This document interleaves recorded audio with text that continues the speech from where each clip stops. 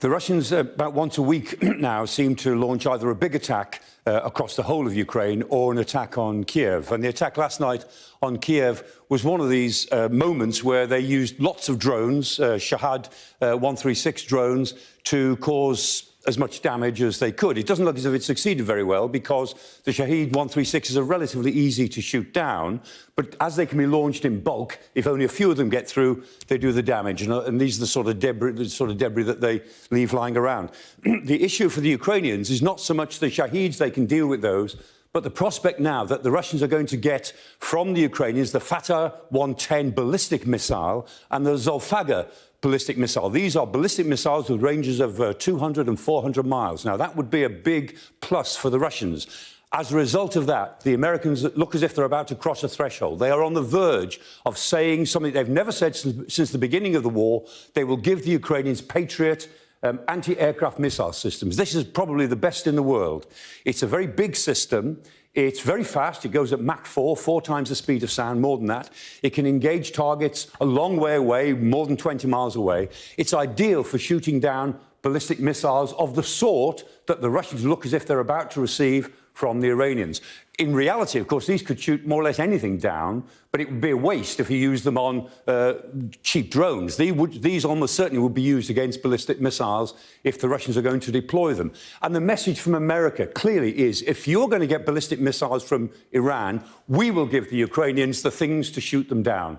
And we'll get ahead of the game, although they won't appear on the battlefield for some time because they do take a lot of training. Nevertheless, this is America signalling to the Russians that we will cross another threshold if you cross one. And that seems to be what's happening now. Meanwhile, on the ground in Ukraine, the war goes on, and some interesting things are happening.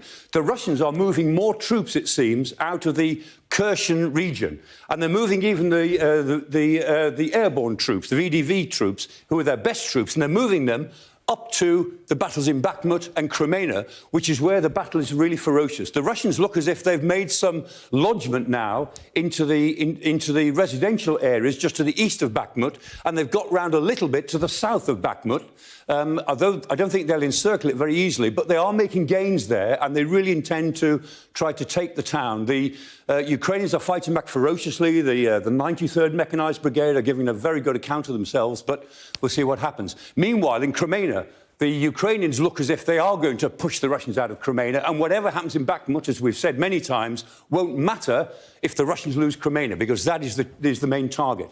And one other thing is happening that's very interesting. In the last few days, there have been a number of explosions around Militärexperte, sabotage of the key M47 bridge over the M47 highway, that main highway that runs all the way to Kherson, and attacks on Wagner bases, Wagner troop bases around the area of Militärexperte.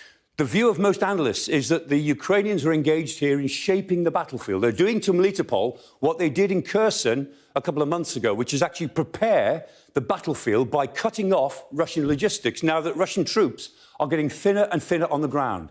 And the speculation is that the Ukrainians might use their second and fourth armies. The armies, these are brigade size, they call them armies, but they've got a number of brigades who are in reserve, and they might use those forces to push down from Zaporizhia right down to Militärexperte on the coast. In other words, to open up a third front in this series of offensives over the winter. Now, if they do that, they will be relying on the colder weather, the frozen ground, so that their armour, their tracked vehicles, can really make an impression.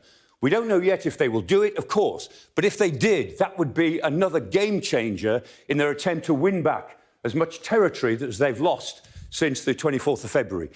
It's a possibility. I guess we'll find out when the weather turns colder and the ground really freezes.